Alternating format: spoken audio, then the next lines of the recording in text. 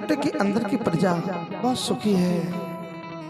देखना चाहिए परकोटे के बाहर की जो प्रजा है वह सुखी है अथवा दुखी है। आज परीक्षित महाराज घोड़े पे बैठ के दूर जंगल में चले गए और उन्होंने एक अद्भुत दृश्य देखा। क्या देखा मैया?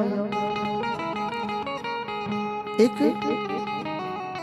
गाय है जो रो रही है, एक बैल है जिसके 3 पांव हैं ही नहीं, एक पांव से खड़ा खड़ा कांप रहा है। महाराज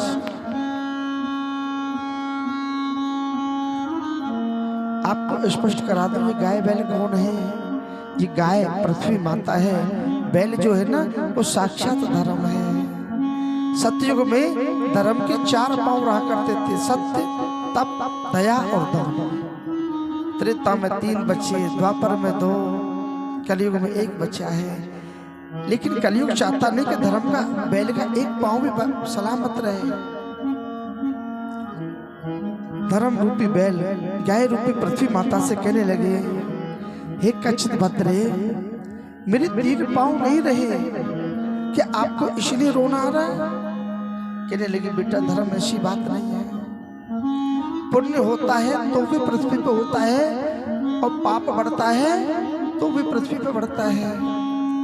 जब पुण्य बढ़ता है ना पृथ्वी पर तो बेटा धर्म सबसे ज्यादा खुशी मुझको ही होती है, और जब पाप बढ़ता है ना तो सबसे ज्यादा कष्ट मुझको ही होता है। ये सारी बातें चली रही थी मैया। उसी क्षण एक काला काला पुरुष आया, धर्म के बैल के 1 पांव को भी तलवार से काटने पे उतार हो गया। ये दृश्य देखा परीक्षित महाराज ने एक झरोखे से, तुरंत तलवार को म्यान से बाहर निकाल लिया। कहने लगे, ठहर दुष्ट, मैं देखता हूँ तेरी बाजू में कितनी ताकत है। क्या बिगाड़ा है इन अपराध पशुओं ने तेरा? क्यों मारना चाहता है तू इनको? वो काला काला पुरुष चरणों में गिर पड़ा। परीक्षित महाराज चाहते तो उस कलयुग को वही मार देते, लेकिन नहीं मारा। आज अपने बाबा के 3 वचन याद आ गए परीक्षित को। जब पांडव लोग स्वर्ग के लिए गए थे ना भैया, परीक्षित को 3 बातें बता करके गए थे। परीक्षित, अगर तुमको जीवन में सुखी रहना है ना तो हमारी 3 आज्ञाओं का पालन करना। पहली आज्ञा है तुम्हारे लिए, तुम्हारे दरवाजे पे कोई भूखा आ जाए, प्यासा आ जाए तो भूखे को भोजन और प्यासे को पानी जरूर पिलाना। नंबर 2, कहीं अत्याचार हो रहा हो तो बेटा वहां से चलते बनना। नहीं तो पाप करने वाला व्यक्ति जितना बड़ा दोषी नहीं होता, पाप को रोकने की ताकत होते हुए भी जो व्यक्ति अपनी आंखों के सामने पाप को होता हुआ देखता है ना, वो डबल दोषी होता है। और नंबर 3, अगर बेटा एक बार कोई शत्रु भी तुम्हारी शरण में आ जाए तो उसको अभय दान दे देना, मारना मत। आज परीक्षित की तलवार ऐसे रह गई, नहीं मारेंगे तुमको, निकलो यहाँ से। तो काला काला पुरुष कलयुग हाथ जोड़ कहने लगा, महाराज कहाँ जाऊं मैं? जहां भी जाता हूँ मुझको आप ही आप नजर आते हैं। धनुष बाण लेकर के मुझको मारते हुए, मेरा संधान करते हुए मुझको नजर आते हैं। कहाँ जाऊं मैं? महाराज आपके राज्य में इतनी सारी प्रजा रहती है, थोड़ी सी जगह आप मुझको भी दे दो जहाँ मैं सुख शांति के साथ में रह सकूं। परीक्षित ने कलयुग के रहने के लिए 4 जगह दी माता को। कौन कौन सी? मध्यालय, वैश्यालय, दूध और हिंसा।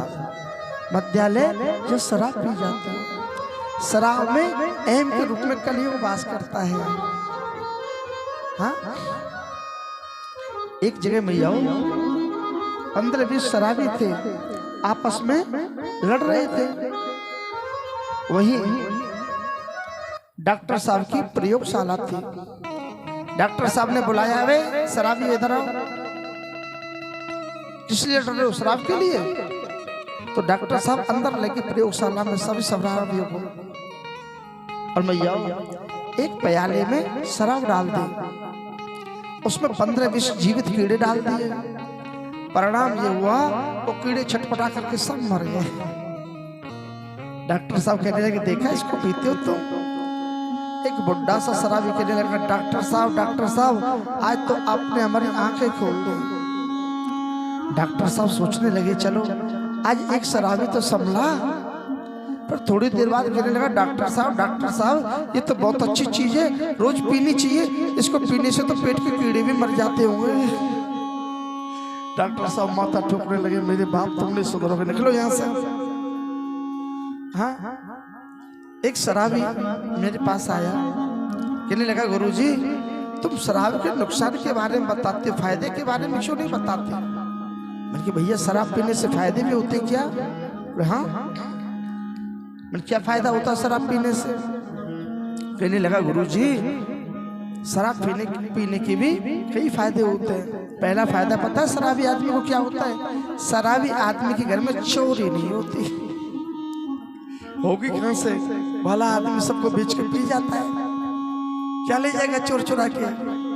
और दूसरा फायदा शराबी आदमी को कुत्ते भी नहीं काटते सब। एक शराबी सर्दी के मौसम में हाथ में बोतल लेकर के झूम बराबर झूम शराबी जा रहा था, एक कुत्ते के पांव पे पांव रख दिया।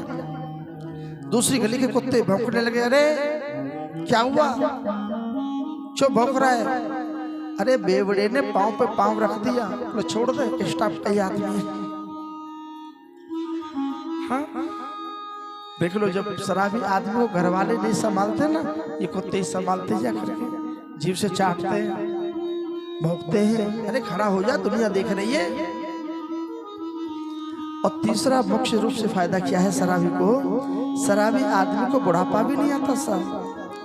शराबी बीच में से चलता बनता।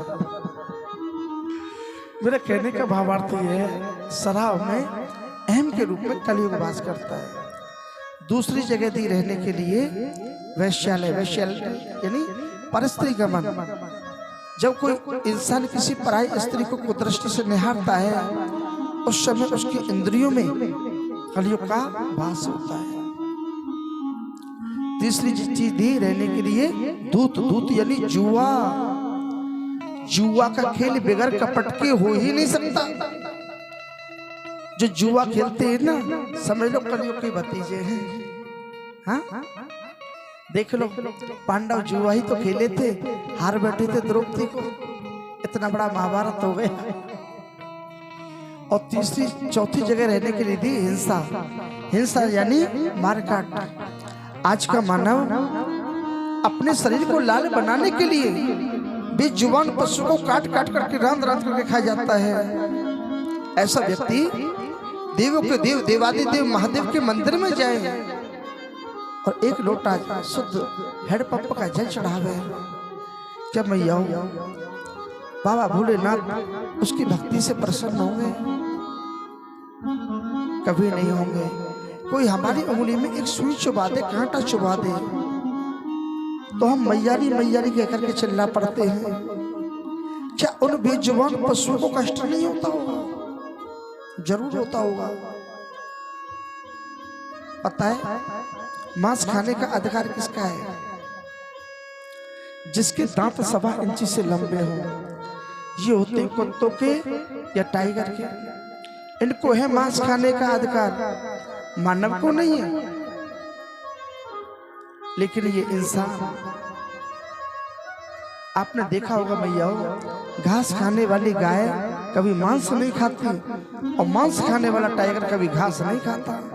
लेकिन ये इंसान घास खा जाए, मांस खा जाए और ज्यादा सब जाओ ना तो थारो पोपड़ो खा जाए। हाँ? जीवन लेने का अधिकार किसका भैया? जो जीवन देता हो। अगर हम किसी को जीवन दे नहीं सकते तो हमारा जीवन लेने का अधिकार नहीं है। आपने एक कथा सुनी होगी, एक बड़ा ही दुर्दांत व्यक्ति था, नाम था उंगली माल। क्या नाम था भैया? उंगुली माल। जंगल में रहा करता, जो लोग जंगल में होकर के निकलते ना उनको मार देता तलवार से और उनकी उंगली काट करके माला में परो लेता।